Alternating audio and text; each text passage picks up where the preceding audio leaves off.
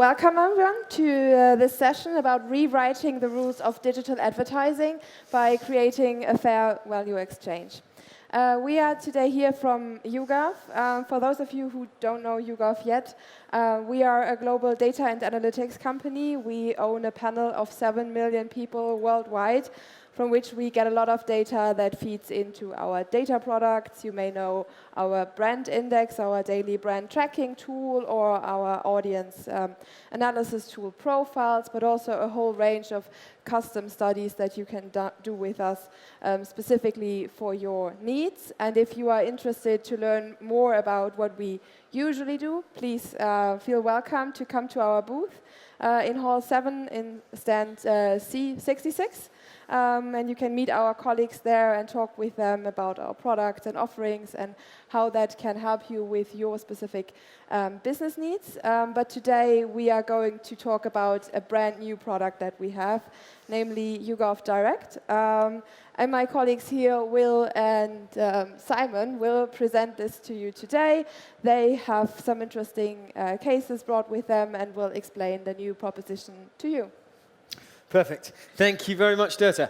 Right, my name's Will. I'm from YouGov, and we're going to talk today about the pressures that the digital ecosystem is under, but it's not all doom and gloom. I've heard reports. I wasn't there yesterday, but the Online Ad Summit apparently was a bit like a funeral procession for the digital media market. We don't think that needs to be the case. We very much see that if we adapt and change the model, that there is ways for us all to live, thrive, and survive. But let's talk about sort of those pressures that we're under. So in terms of the personal data economy, when I talk about that, I'm talking about all of the data that is traded in media, whether that be used for planning, whether that be used for targeting. But there are massive, massive pressures on it, both in terms of technological, in terms of legislative, in terms of social and consumer pressure. Let's take the legislative pressure. We all know about GDPR. We all know about PECA, or the e-privacy regulation that's coming. What we have found is that regulators to date have fined in excess of 370 million euros under GDPR to date. Now, break that down, and actually what you'll find is about 350 million euros of that is from 2 regulators against 3 businesses, British Airways, Marriott, and Google, for breaches of various acts of the GDPR. But they're more than that. They are all of the regulators, including the little ones like Bulgaria, are very, very clearly setting out their vision and their narrative about how they are coming for people that use data for digital targeting. They are setting out their stall and have fired warning shots across the bows. If you look at the narrative that they're creating, so from the ICO in the UK, while they talk about this digital ecosystem within which we live and work is not going anywhere, they are very much saying that there are systemic concerns about compliance with the law.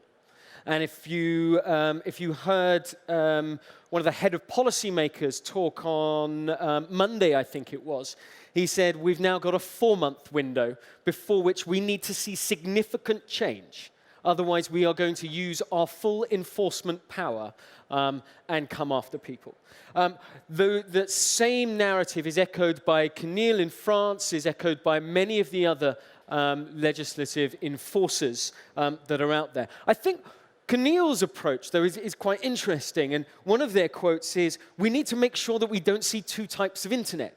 One that's paid for and privacy is locked down, and the other is through forced consent, which I thought was a really interesting sort of philosophical view of what could happen. But let's talk about other types of pressure that we're under. There is a big social movement for change. Whether you're talking about the Global Web Foundation's For the Web movement in terms of consumers owning their data. Regulators are creating their own campaigns around own your data. Your Data Matters is out there. Even will.i.am is getting in on this action. He wrote a very philosophical piece in The Economist back in January earlier this year, where he created a new word, identity. Whether that is as dope as many of his other phrases, I'm not entirely sure. But let's move on and think about other pressures within the ecosystem. And then you've got big fundamental changes to underlying internet protocol. And this, to be honest, is sort of less about the now and more about where we're going in the future. Tim Berners-Lee, the father of the internet, has created an organization called Solid. And what their vision is of the future is that each consumer will have their own personal data cloud, so that data that they create, or data that they, or posts that they write, or pictures that they take are stored within their personal data cloud. Now, apps and platforms will be able to use data from that individual's data cloud, but it never stays within their system. It always is read and write from a consumer's pod. So that is one fundamental change. You've also got people like Tide, who are trying to change the way that personal data is stored and locked away. The way that their protocol works is everyone's data is locked away, only the consumer has an individual key that can unlock it for change. So if we think about those pressures altogether, then where are we headed? We're headed, I think, into a world where it's all about a change in the model around transparent use of data. The law talks about informed consent, but I think we need to be mindful of that. What is informed consent? Consumers don't want to be bombarded with endless amounts of information. What they want to know is that their privacy is looked after, that nothing is done with their data that is untoward or unexpected, that everything is done, in their view, in an ethical way. Now, it's against that backdrop that we have created what we believe is a change in the model.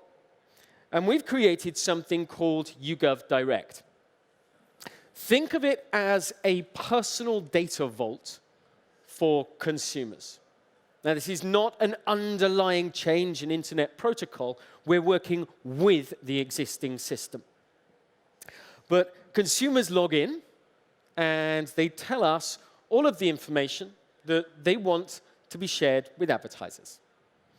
And when that information is then used for targeting purposes, some of the value is shared back with the consumers. So it's about rebalancing the value equation. But it's rebalancing the value equation not only for consumers in the way that their data is used and traded and that they extract some value from that, but what we've also got is a proposition here where advertisers and their agencies are able to use very, very compliant data. Now, I know that sounds sort of like a bit of a stretch, but we're taking consent to the next level. It is extremely granular. The types of data that we're able to collect are up to date. It's highly accurate. And we're also making sure that we've got a publisher angle to this proposition, as we're sharing value with them as well. So when I talk about rebalancing the value equation, I'm talking about helping struggling publishers. I'm talking about giving brands and agencies new types of data that is highly permissioned, that will more than pass the GDPR sniff test, and about giving consumers back some value as well so that they're not left out. And to make this utterly transparent, what we've done is built this or underpin the technology with blockchain, so that we have created a completely transparent and auditable transaction trail of every piece of data that was used and traded on the internet. And that is where we are aiming to go. Now, we've already built this. We've already got users using the platform. And what Simon is going to do is going to take us through a couple of examples of just how effective this can be when you bring consumers into the game so that they have a slice of the action, so that they are receiving more relevant advertising, so that they receive value from it, and just watch what happens to the metrics. Thanks very much, Will. Thanks very much, Will. Just before I do that, as a reminder, if you would like to ask us any questions, you can do so through Slido on the DMEXCO app. We also have some polls on there if you'd like to fill them in, or if you'd like to do it the way people have been doing it for ages, put your hands up and we'll do questions afterwards that way. So as Will just said, we now have the platform live and we have users on there and we are serving them adverts that people are using our platform to target their audience with. The first example I just wanted to run through is one that we ran for a major Hollywood studio. It was for a family film, and they gave us some very specific profile requests for the kind of people they wanted to reach. And we saw a huge engagement rate, to the extent we were shocked, 99%. I realize click-through rate isn't everyone's favorite metric, but what we did see was 19% of the people who were served that advert who watched it the whole way through, then clicking through to the sales side and having a look at the tickets. The most important of the metrics that we saw through this one was the sales conversion rate of 6%. Now, that would be impressive versus the kind of 1.9% that you see in certain e-commerce, but with this particular film, it was the last week it was out. It was the week after a British school holiday had taken place, when people who were more likely to have gone and seen it would have gone then. And we saw 3 times the normal rate of sales for tickets. One of the other case studies I wanted to bring up was a TV show where we ran the trailer as you would see on TV or in any other digital environment on the day of the show was going to go out, and we allowed people to request an alert to be sent a kind of a little bing 15 minutes before the show would start. What we saw there was 31% of people who'd seen the whole advert and had fully engaged with it said, actually, yeah, you know, I do want to watch this and I do want to be alerted to it.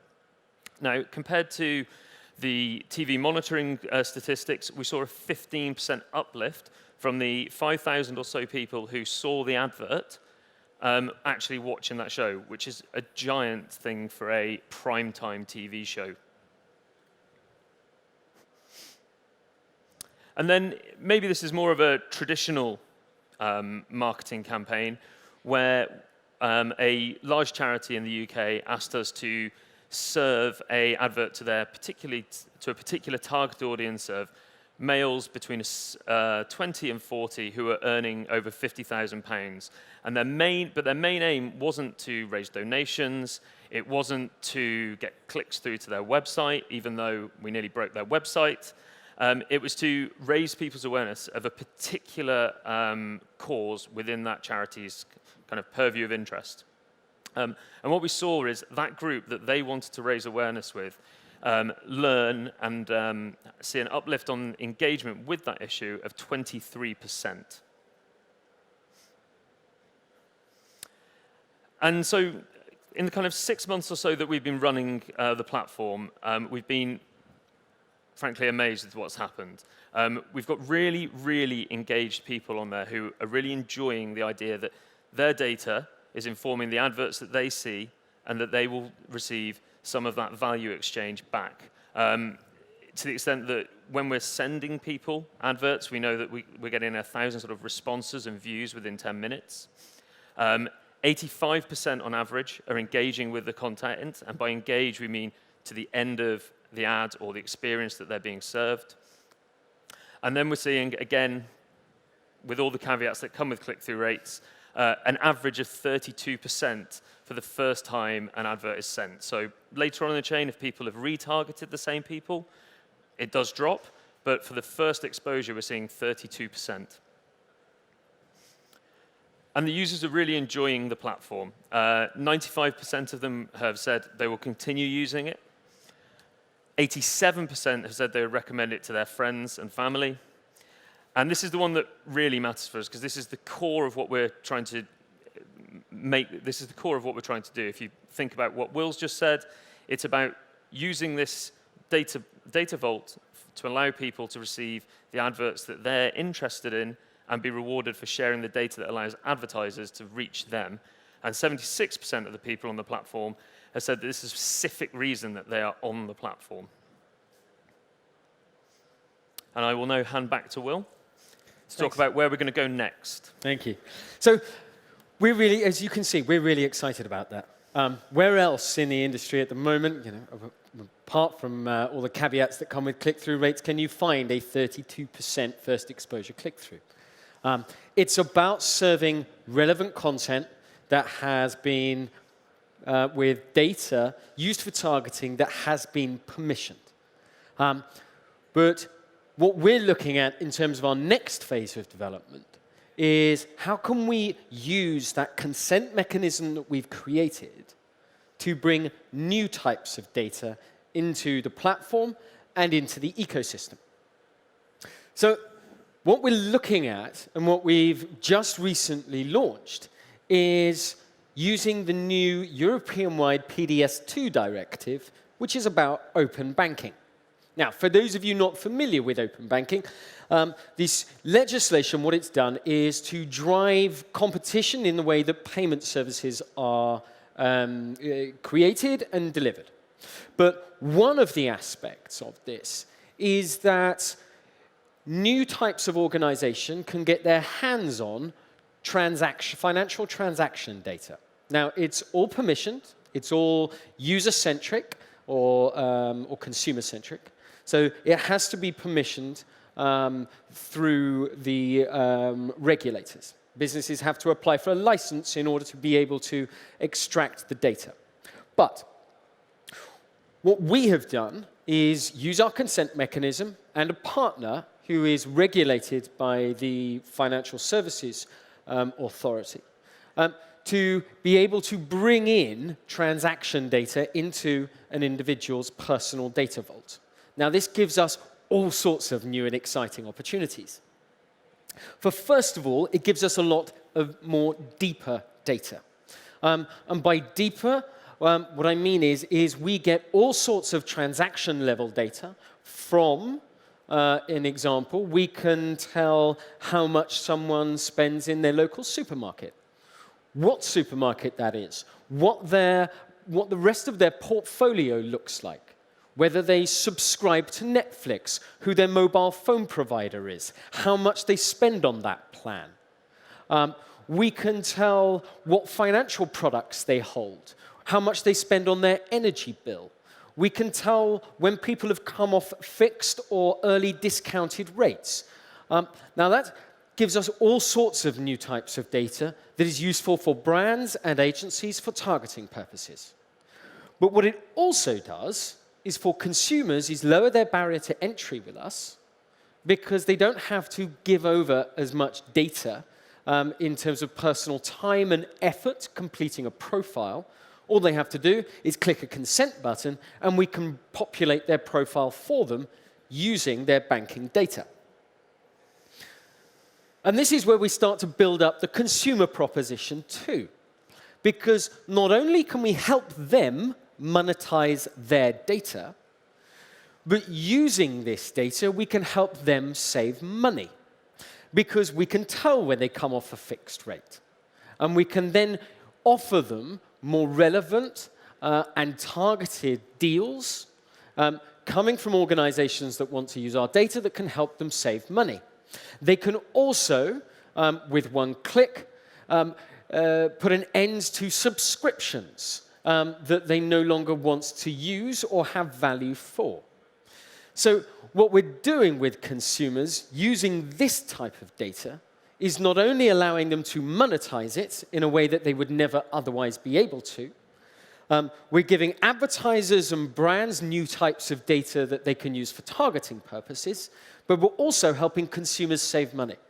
So again, it's about rebalancing value in this digital ecosystem in a way that nobody else currently is at the moment. But now we come to the publisher side of the proposition. Now, everyone knows that publishers are struggling at the moment, especially the more traditional print newspapers. Now, what we're doing for them is they are the key to us gaining larger scale. But in return for onboarding their audience, what we're delivering is new, highly permissioned, first-party data into their ecosystem. And the reasons that they like that are, one, they can enrich reader profiles so that they can serve better content to their readers or their viewers. But also what it does is it enhances their targeting mechanisms so that they can get better yields for ads. We're also providing to them web widgets. Take a very basic form of one. It's a little survey tool that sits on their platform. What this does is it gives editorial control to that widget so that they can ask questions of readers. What that does is give stickiness to the page as readers engage with the content. It increases dwell time, but it also gives editorial teams new data that they can use to seed further content. And this is another crucial string, and the final piece is that when we generate revenue for a user off their home publisher's platform, we are sharing revenue back with the publisher that recruited them in the first instance. So we are opening up for publishers a new revenue stream for people that are off their site. And so what we think with that proposition in its entirety is that we are rebalancing the value equation. We're rewriting the rules and we're adapting the model. And if we do that, we can fight against the pressures that we are all feeling in this industry, and by creating a fair value exchange for all. Now, I'll pause there for questions, if we've got any coming through Slido. What specific blockchain technology can provide the throughput required? Simon, do you want to take that one? Okay, so what... Okay, everyone hear that? Good. So I feel weird, now I feel like a teacher or I'm working with... So the blockchain technology we're using for this, what we're using the blockchain for is just to record receipts. We're not trying to put the data on the blockchain. We're not putting people's personal data on the blockchain. And at the moment, it is a private blockchain contained just within YouGov's infrastructure. One of our midterm goals is to have a semi-private blockchain where public institutions will be the other nodes within that blockchain. So we will be semi-distributed.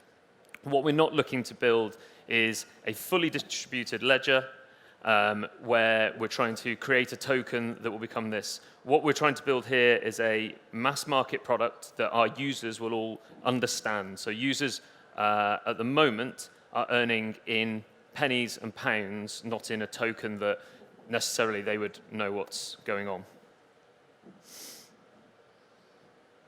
Fine. What other questions do we have? How many users do we have in Germany? I'll be very honest, none yet. We launched the platform in the UK about 6 months ago to a privately sort of group of clients, and we've been recruiting users relatively slowly. It's due to go in on public release to the entire population in the UK as of the 30th of September. And we're launching in the US before coming to Germany in 2020, most likely. Although we're already having conversations with various organizations, publishers such as Handelsblatt in Germany, but also looking at on the banking side, we've started conversations with the likes of Commerzbank as well, so that we are starting to build the foundations of what a German proposition will look like. But at the moment, it's English-speaking markets or English-native markets first, before we launch in foreign language.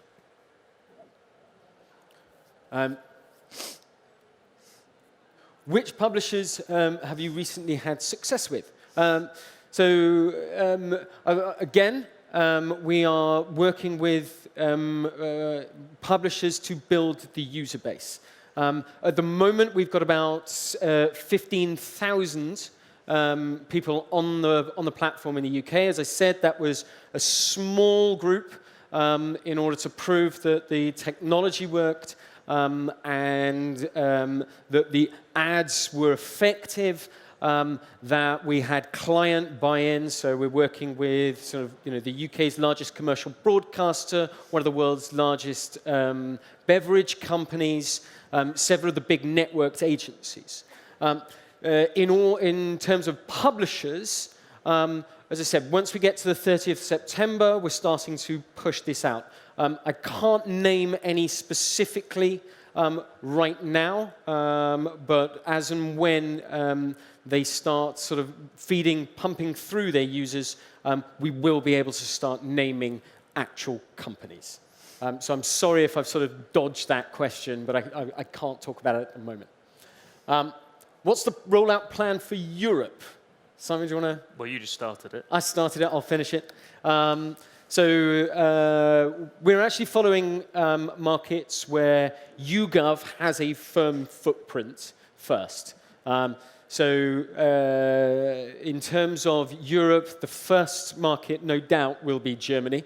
But after that, it'll be France, Spain, and most likely Italy. Though certainly Germany, we're thinking 2020, possibly France. Then in terms of Spain and Italy, that will be further down the line, maybe 2021, as far as that goes. What does the platform look like for users? Cue Simon. I wish it would play. So at the moment, we have an app, and by the end of this month, there will be a desktop version of this, and it's a very small contained app. End of this month, you'll be able to download it, look at it yourself. You open it up, and you will just see a very simple data vault that you're allowed to fill in with your age, gender, income, however you wish. And then, through this app, you can be served adverts and any other kind of message a publisher or organization or business wants to send you. Perfect. How does this impact the B2B field? I'll be totally honest, we haven't experimented with that yet. Most consumers have jobs. Most of them are, some of them are decision makers. This undoubtedly could be used in a B2B field and would be really, really interesting to find things like intent data. So that, and it's certainly part of our thinking in the background, although it's not sort of an immediate priority, would be you could almost use this as a sort of as a procurement tool, if you like. So that if business decision makers wanted, for example, to bring in a new CRM system, they just click the CRM preference, and suddenly you can surface a whole host of leads for the likes of Salesforce or other. There are other good CRM systems out there. But yeah, very much part of our thinking, although not fully developed. And if you want to have that discussion with us, would be very, very interested in having that. What does an ad look like for users? Very simple. At the moment, we are displaying ads through our app. We are, in effect, the media owner. What does it look like? Well, it's completely brand safe because it's the only thing displayed on screen at that time. So what someone does is they come through, they click on their homepage on the app, and they are served with a whole host of invitations. They click on one of those invitations, the ad rolls, at the end of which they get a receipt that says, you have been targeted using this data, this is what your reward is, and here is an opportunity to click through should you wish. So that's what it looks like in terms of consumers. I don't know, Simon, whether you want to add to that at all?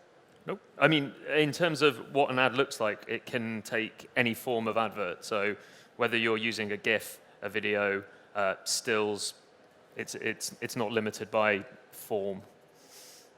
Yeah. I'm loving all these questions.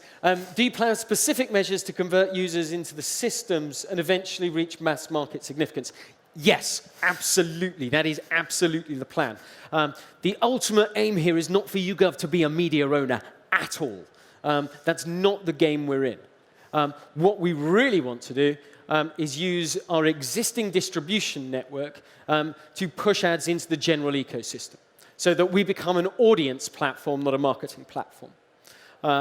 That way, we feel as though we're working with the ecosystem, not against it. That is absolutely not our intention. I hope that's sort of fielded that question.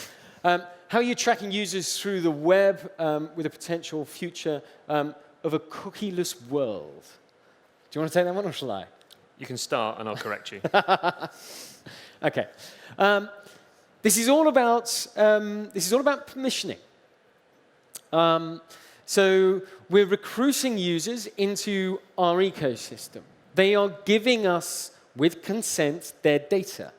As that first part goes, we don't need to cookie anyone, because they come to us, they log in, they provide us with, to use old language, some PII, and we can serve them ads accordingly. Because we've got an app, what we can also do is, with their permission, extract their ad ID as well. So that we can use that for targeting purposes. With our distribution partners, we have PII syncs in place with them, and we will also have PII syncs in place with publishers, so that we can create that one-to-one match and data can be served accordingly.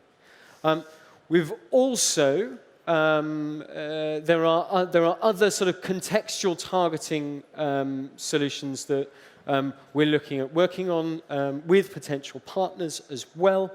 But so it will be slightly less personal, but it will at least form the foundation of what we've got here. Do you want to correct me? Oh, no, I don't want to correct you. I'll just add one more thing from the advertiser side, that obviously if you wanted to provide a trackable link, you could see the results of what you'd bought from YouGov Direct. Next question. Are ads the only things that users see in the app? No. We are also a research and data business.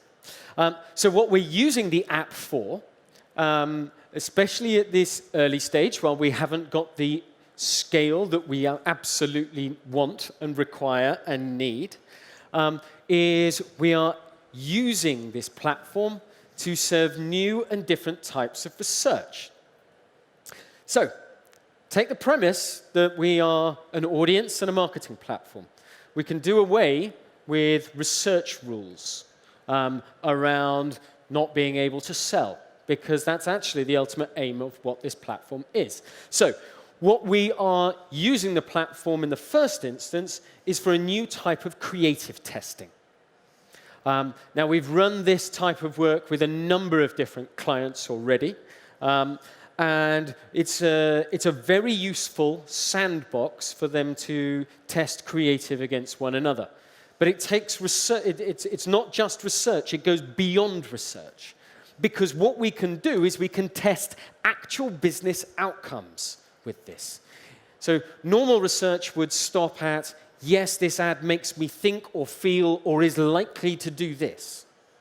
By giving someone the opportunity to click through, by putting a trackable link within that click-through, we can then turn around to an advertiser or an agency and say, Creative A delivered this click-through rate against Creative B.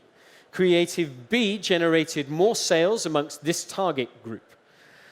So it's extraordinarily powerful and sort of bridges that gap between research in a rather sterile environment and going live with A/B testing in the real world, and we can do something that sits squarely in the middle that gives you both robust research but a nice safe sandbox within which marketers can work. Anything else? We could be here for hours. Okay. You mentioned all the advantages, but what about the disadvantages or challenges? Sure. I think there's a number of challenges that we face. The first and foremost is scale. How do we generate sufficient scale to make this worthwhile? And we think the publisher proposition is sufficiently tight and is sufficiently generous that they will come on board in numbers. One of the biggest challenges, I think, is around consumers. Now, when they are served more relevant advertising, they respond. But many people don't necessarily understand actually the value equation as it exists at the moment. The internet is not free. It's an ad-funded model. There's an education piece around that I think needs to be done to understand that at the moment, data is traded in a black box over here, but it's traded in order to allow it to fund, for example, high-quality journalism rather than fake news. So there's certainly a challenge around that. There's also the challenge of we've had GDPR, we've got PECA coming down the line, but they are laws that have yet to have precedent really set against them. So until that moment that the test cases and pivotal cases are heard in court and provide clear guidance on actually what the law says, we are almost waiting for that pivotal moment where suddenly consent is predominantly the only game in town, but actually informed, transparent consent is really where mass user adoption comes. We've got a couple of minutes left. How much on average does a user earn for an interaction? So it varies. If there is a really significant kind of interaction, so there's a mix of advertising and research, it can be up to 50p for about 10 minutes of their time. But for a very short, your classic sort of digital advert, they'll still be earning around 5 to 10p for a kind of 40-second, 30-second engagement. Have you had any feedback from data protection authorities on GDPR compliance? Do you know what? The first time we ever talked about this, one of the first calls that our CEO got was from the UK government, who were writing a paper around the way that data is used and traded. And they came to us and said, this looks fascinating. And it is very much in the spirit of what the law is trying to get at, in a way that doesn't necessarily break the ecosystem, but works with it. Now, when it comes to regulators, none of them will give us a rubber stamp. No, they won't give anyone necessarily a rubber stamp that says you are compliant. But what do we have here in terms of the GDPR? So GDPR is all about informed consent, fair use of that data. It's not just about informed consent. There are many other grounds for processing. But specifically, if you talk, for example, to Keneal, or if you talk to the ICO, then data for use within digital targeting is all about consent as one of the clear grounds for processing data. And we have double, triple, I think it is now, opt-in consent for that data to be used. I would, while we haven't got sort of that, absolute stamp of, yes, we are compliant, no, we haven't been tested in the courts yet, but I would bet the farm that we take compliance not only to meet existing standards, but go a step well beyond that in terms of how we are using and processing data. I'm going to go to the more interesting one here. Is there not a threat of abuse by consumers who are simply hitting play and engaging with ads for the sake of earning revenue? Do you want to say that, or shall I? There's always a threat. Of course, there is that threat. I don't know what. I think there absolutely there's that threat. Absolutely, there's a we could run through this and I could just be looking at ads for hours. You're not going to get rich using this system, though. This is not a case of you are going to earn thousands of euros a year just by watching ads. Not the case.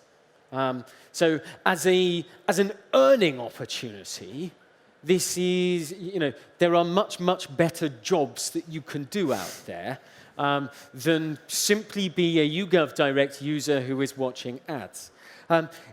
It's much more about a fair reward for use of that data, but as far as the consumer proposition goes, it's about relevancy in advertising.